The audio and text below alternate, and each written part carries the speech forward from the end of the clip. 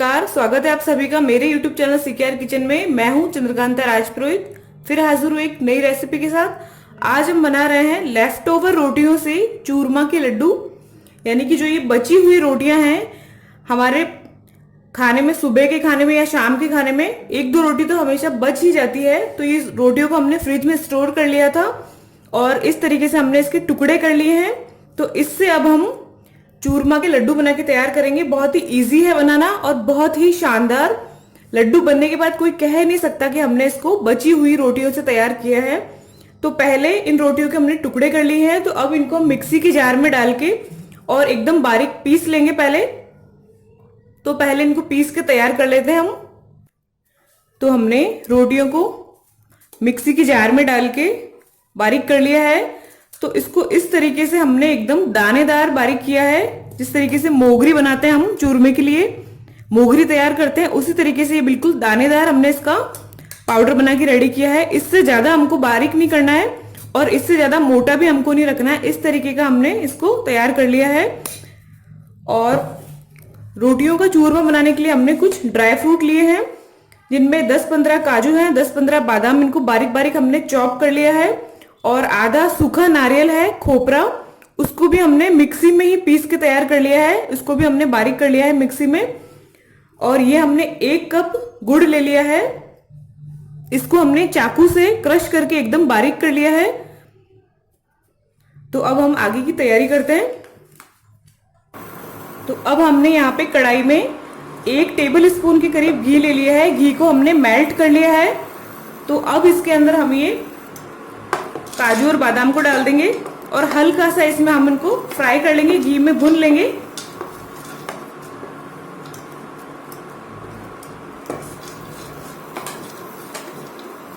Flame को हम medium रखेंगे और लगातार चलाते हुए 3-4 मिनट के लिए हम इनको अच्छी तरीके से भून लेते हैं।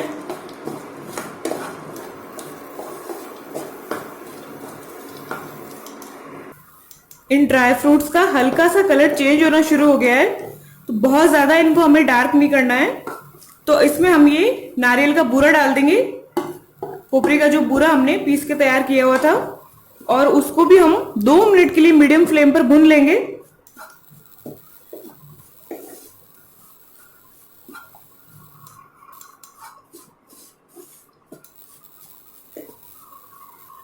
तो ये हमारे ड्राई फ्रूट और खोपरे का बूरा बिल्कुल भून के तैयार हो गए हैं। बहुत ज्यादा इनको हम डार्क नहीं करेंगे। तो इनको हम दूसरे बर्तन में ट्रांसफर कर लेते हैं।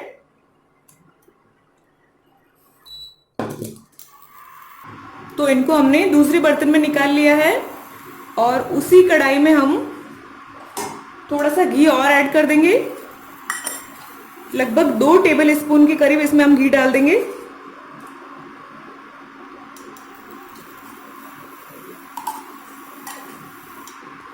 और इसमें हम ये जो हमने मिक्सी में रोटियों का बूरा बना के तैयार किया है पीस के, इसको इसमें हम ऐड कर देंगे। और इसको अब हमें बिल्कुल धीमी आंच पर घी में भुनना है।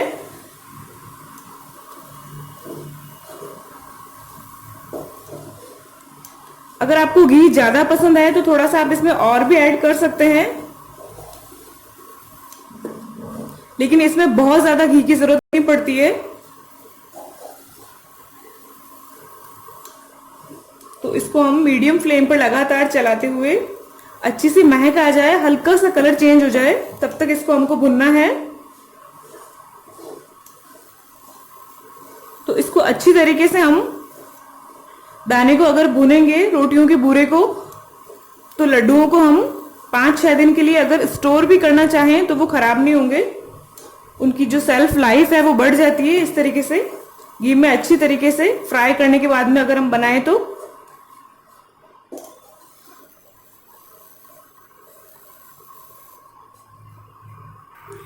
ये हमारा रोटियों का जो बूरा है वो घी में भुन के तैयार हो गया है।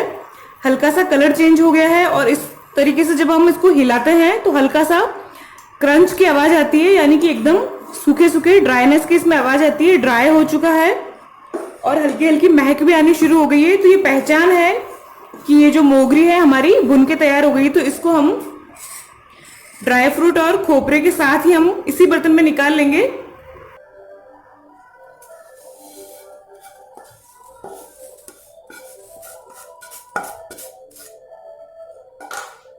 तो इसको भी हमने निकाल लिया है इसी बर्तन में।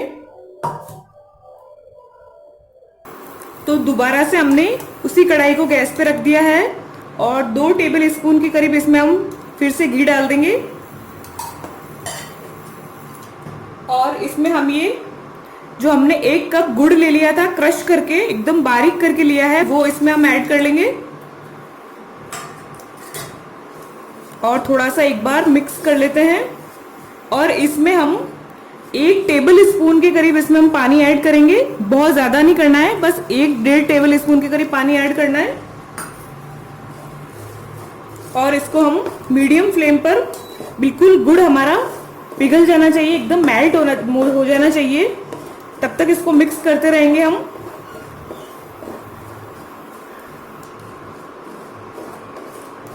तो इसको राजस्थान में इसको गुड़ की पात बनाना बोलते हैं, यानी कि गुड़ की हम बिना तार वाली चाशनी एक तरह से हम तैयार कर रहे हैं, गुड़ की पात बना रहे हैं इसको हम। तो ये गुड़ बिल्कुल पिघल चुका है, तो अब इसको 1 मिनट के लिए थोड़ा सा हम पका लेंगे गुड़ के पिघलने के बाद में। तो ये हमने गुड़ के मिक्स होने के बाद में इसको 1 मिनट के लिए थोड़ा सा पका लिया है। अब इसमें हम ये जो हमने मोगरी को भून के तैयार किया था, ड्राई फ्रूट और खोपरा, इन सभी चीजों को हम इसमें ऐड कर लेते हैं। गैस का फ्लेम हमने बिल्कुल स्लो रखा हुआ है और एक बार हम इसको मिक्स कर लेंगे अच्छे तरीके से सभी को। एकदम बढ़िया तरीके से सारी चीजें मिक्स हो जानी चाहिए।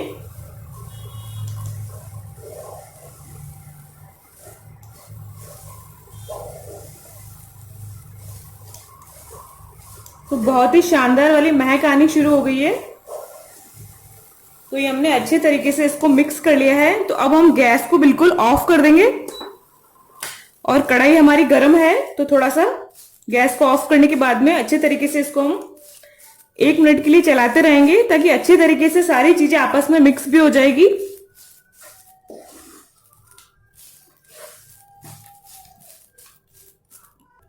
अब इसमें हम 1/2 चम्मच इलायची पाउडर डाल देंगे।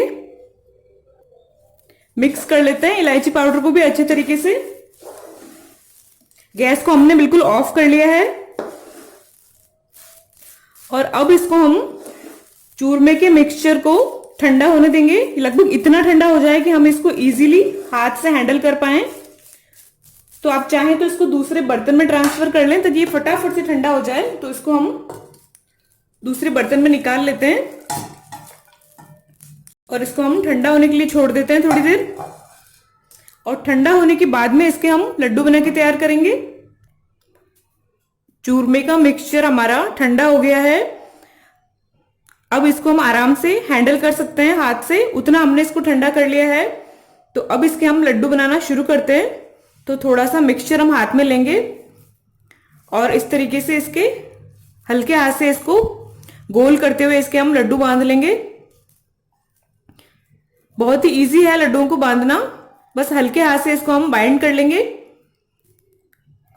और ये बिल्कुल हमारा गोल लड्डू बनके तैयार है। तो इसी तरीके से सारे लड्डू बना के हम तैयार कर लेंगे।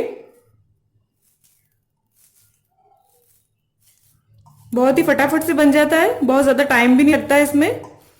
बस इसको हमको हल्का सा गुनगुना रखना है मिक्सचर को, बिल्कुल एकदम ठंडा नहीं कर देना है, इतना ठंडा करें कि हम हाथ से हैंडल कर सकें। तो ये बहुत ही इजी है। इसी तरीके से सारे लड्डू बांध के हम तैयार कर लेंगे। तो ये सारे चूरमा के लड्डू हमने बांध के तैयार कर लिए हैं। बहुत ही शानदार हमारे लड्डू ये बनके रेडी हुए हैं। ये लड्डू अगर आप किसी को टेस्ट करवाएंगे तो वो कह नहीं सकता कि आपने बची हुई रोटियों से तैयार किए हुए हैं। बिल्कुल भी लड्डू को खाने पे पता नहीं चलेगा। बहुत ही परफेक्ट और बढ़िया वाले आपके ये लड्डू बनके तैयार होंगे। रेसिपी को आप एक बार जरूर ट्राई करें, कमेंट करके बताएं कि आपको ये रेसिपी कैसी लगी है। वीडियो को लाइक शेयर जरूर करें। मेरे चैनल को आप सब्सक्राइब जरूर कर लें, बेल आइकन को जरूर दबाएं ताकि आपको मेरे नए वीडियो का नोटिफिकेशन मिल सके। तो फिर हाजिर होंगी इसी तरीके के एक नए वीडियो के साथ। तब तक के लिए आप सभी का बहुत बहुत धन्यवाद।